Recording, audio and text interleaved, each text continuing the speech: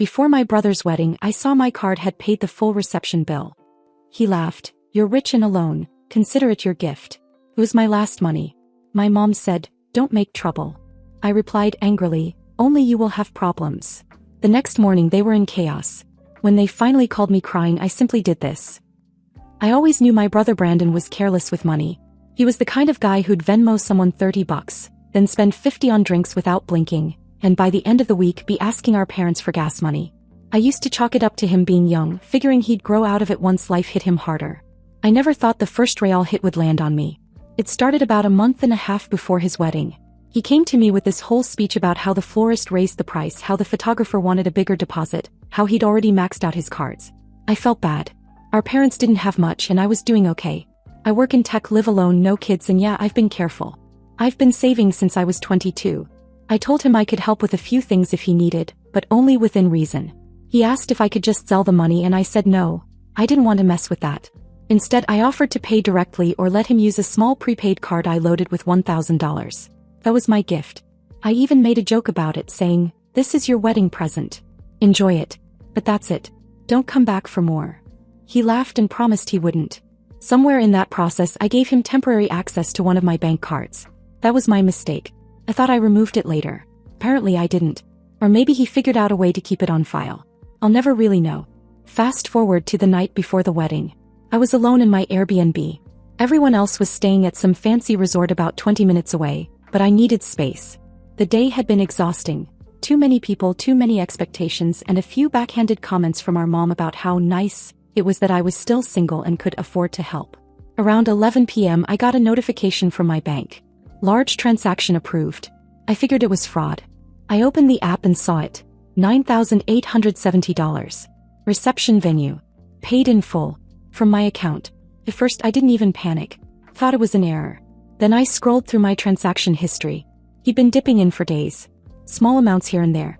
$500, then $200, then $1,100. And then the big one.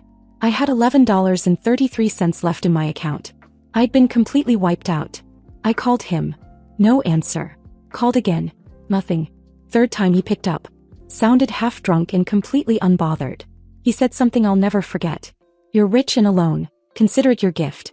I didn't even respond. I just hung up and stared at my screen. I felt sick. Not even because of the money, though yeah, it was everything I had. But because that was how he saw me. Not as his sister. Just a wallet. I didn't sleep that night. I couldn't. I kept going over it in my head. Every stupid time I said yes to him. Every time I covered a bill or gave him a ride or vouched for him. I realized I wasn't just helping him, I was enabling him. Around 7 a.m. I called our mom. I told her exactly what he did. Her response: "Don't make trouble. It's his big day. He was just stressed." That's when I snapped. I said, "Only you will have problems." Then I hung up, grabbed my bags and left. No goodbye. No note. Just silence. By the time they realized I was gone, I was halfway back to my apartment. My phone didn't stop buzzing. Missed calls from my dad. Texts from my aunt asking where I was. One from Brandon saying I was being dramatic. I didn't answer any of them. But while driving, I did make one very important call. To my bank. I reported the transaction. Told them I hadn't authorized the payment. They flagged it immediately. It was under review, pending investigation. The reception hall didn't take long to notice. By the next morning, the calls changed tone. Brandon's fiancée was the first one to cry. He called me in a panic. Said the venue was threatening to cancel unless the money came through again. Apparently the charge had bounced. They had no backup. No one else had the credit. I didn't say much.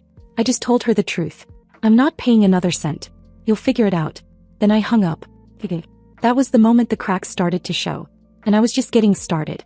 After I hung up on Brandon's fiancée, I didn't feel angry. Not even numb. It was something else. Like a switch flipped. For the first time in my life, I truly didn't care what happened to any of them. I turned my phone off and sat on the floor with my laptop. I wasn't crying. I wasn't shaking. I was just methodically pulling every transaction from the last 2 months. Every dollar Brandon touched. Every random charge he slipped in under my nose. Gas stations, florists, a liquor store, a $600 charge from a suit rental place in Manhattan I'd never even heard of. It all added up. He hadn't just paid for the reception. He'd been bleeding me dry quietly before he took the final blow. He knew exactly what he was doing. I printed out the bank statements, filed a report with my bank to flag the transactions, and started compiling everything. I didn't know what I was going to do yet, but I wanted to be ready. By nightfall, I turned my phone back on. I had over 40 missed calls. Brandon, our mom, our dad, even my cousin Travis, who I hadn't spoken to in months. The voicemails were all over the place. Brandon had this smug tone at first, said I embarrassed myself and ruined his day, that I was making a big deal over a little family borrowing. Later the voicemails turned desperate. He said he'd figure out a way to pay me back. Then came the text from Mom. Just come tomorrow. Don't make things worse than they already are. You don't want to carry this bitterness forever. I stared at the screen. I realized she really believed that the worst thing happening in that moment was me being upset. Not the fact that her son drained my life savings. Not that he laughed in my face. Not that they all went along with it. So I sent her one line. You raised a thief. Now you'll watch him sink. Then I blocked her. I didn't go to the wedding. I already knew it was falling apart. Without the venue, they tried to host the ceremony at our cousin Deanna's backyard. Someone posted photos on Facebook later. Plastic chairs, mismatched tablecloths, a DJ standing under a tent with one busted speaker. The kind of wedding you'd throw together in 2 hours with no money and no backup. I didn't feel bad. I didn't even feel satisfied. I just felt done. 2 days after the disaster wedding, things got quiet. Too quiet. That's when I knew they were up to something again. My dad called. Said they were working with someone who could help smooth everything out. He didn't say much, but the way he talked made me sick to my stomach. Like they'd found a way around me. I asked him directly, "What did you do?" He said not to worry. That it was a temporary solution. That it would help us all in the long run. That word stopped me cold. I ended the call and went straight to my credit report. There was a personal loan application. In my name. $15,000. Pending approval. I stared at it for a full minute. Not processed yet, but submitted. Using my information. My social. My address. They had done it. They went behind my back and tried to take out a loan in my name. Like I was just a funding source they forgot to ask permission from. Like I was theirs to use. I called the loan company immediately. I filed a fraud claim and they locked it down. I told them I hadn't applied, that I never authorized anyone. The woman on the phone paused when I told her it was my family. She didn't say anything, but I could hear the judgment in the silence. When I hung up, I opened my laptop again. This time I wasn't just documenting. I wasn't preparing anymore. I was acting. I called my lawyer. Told him everything, from the stolen money to the loan attempt. Sent him the screenshots, the statements, the report. He asked if I was sure I wanted to escalate this. I said yes, and I meant it. I told him I wanted a formal claim filed against Brandon for theft and fraud. I also told him I wanted to make sure my name was cleared from anything they touched. I wasn't going down with them. I wasn't going to be the forgotten older sister who quietly took the hit and moved on. They crossed a line I didn't even know I had. And now they were going to learn what happened when I stopped forgiving. 3 days after I opened the fraud case, my phone filled up with missed calls from numbers I didn't recognize. I let them sit. Let them haunt the notification bar. Eventually I checked the voicemails. Brandon's voice was there 5 times, each one calmer than the last, like someone coaching him through what to say. Sorry. It got out of hand. I'll fix it. I didn't feel anything when I heard it. Just this odd, clear-headed recognition that whatever he said now was for damage control, not for me. Then my mom called. She wanted me to see the bigger picture. She sounded tired, like this was a problem I could tidy up with forgiveness. She mentioned their plans, the pressure on Brandon, how much everyone had put into making this day perfect. She asked if I would drop the claim and handle it privately as family. It was the same request dressed in softer words. I forwarded her message to my lawyer. Within a day, the bank's fraud team called me back. They had reversed the transactions. The $9,900 was back in my account. Relief showed up for a second. Then it vanished. The reversal triggered a different fight. The venue, which had already posted confirmations and drafted contracts, flagged the charge as fraudulent.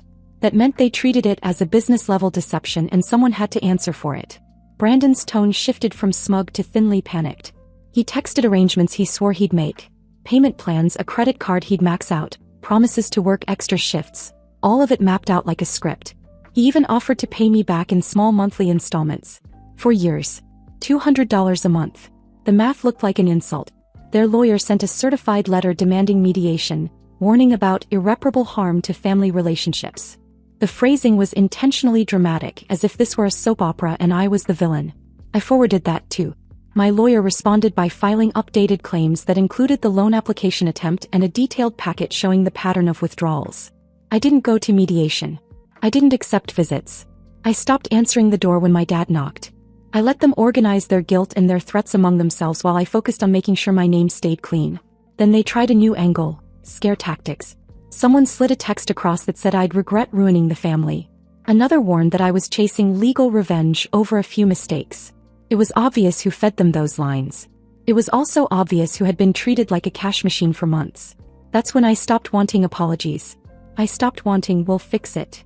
I started wanting consequences that matched what they'd done. I wanted my life back, not performative remorse. I wanted them to feel the fallout of trusting that their golden son could take whatever he wanted and get away with it. So I kept going. I kept sending everything to my lawyer. I kept the fraud reports open.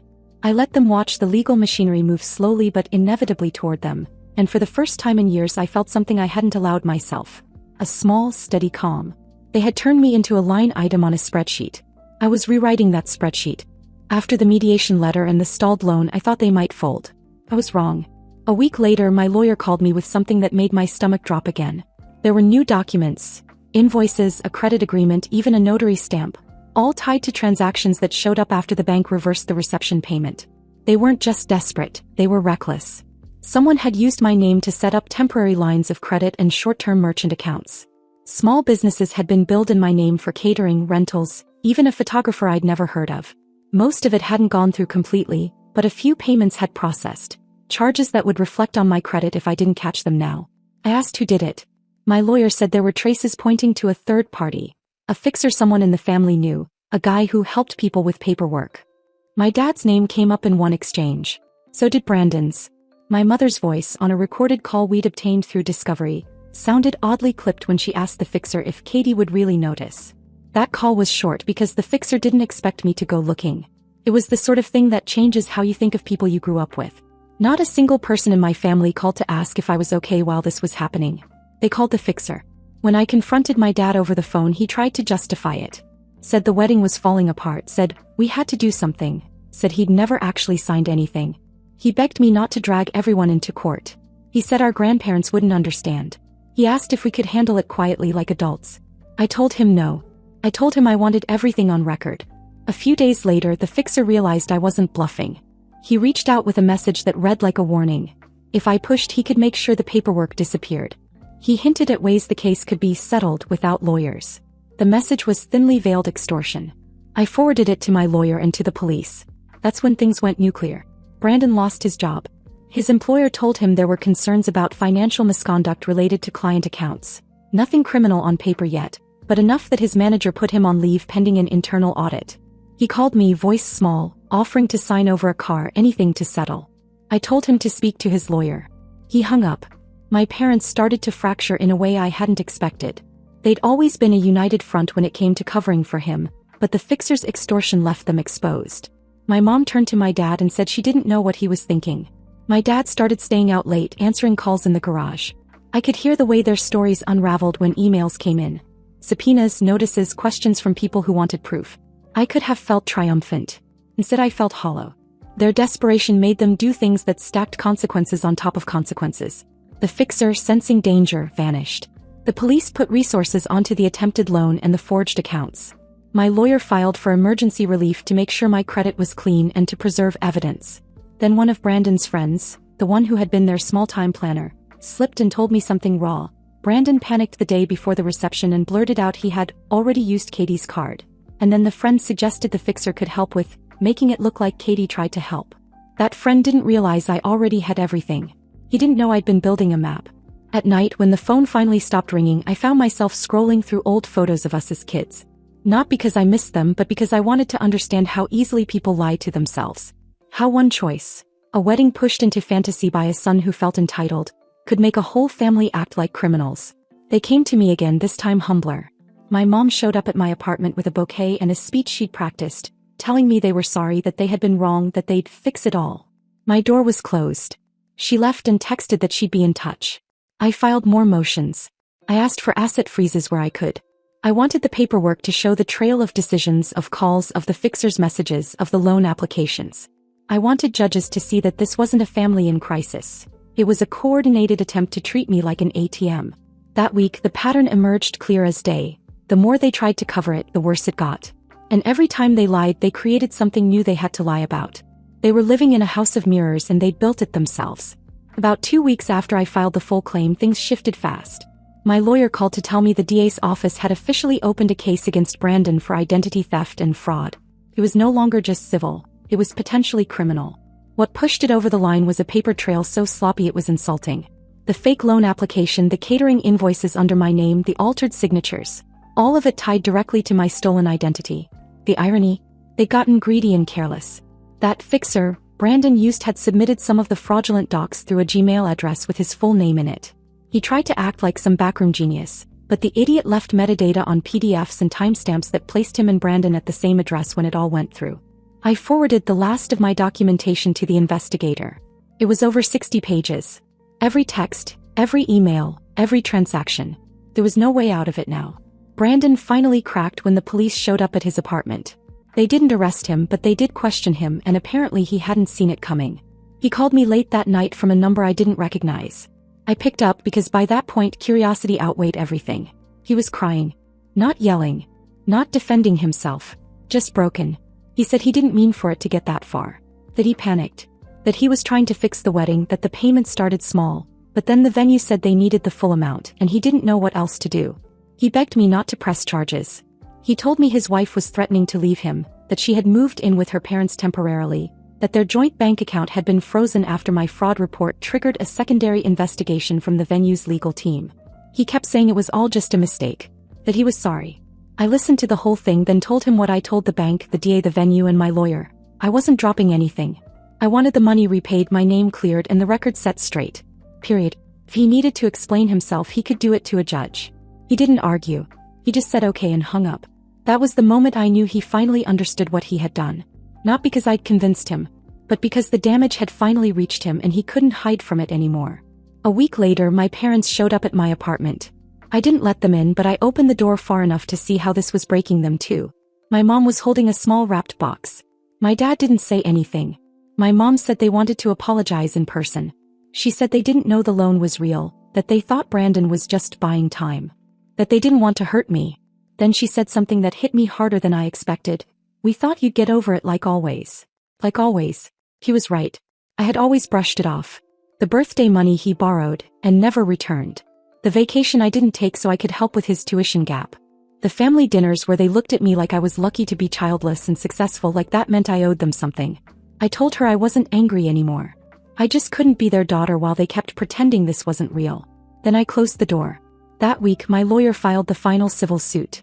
Brandon was the primary defendant.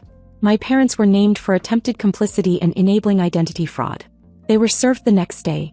I was told my dad didn't even open the envelope at first. He just left it sitting on the table like ignoring it would make it disappear.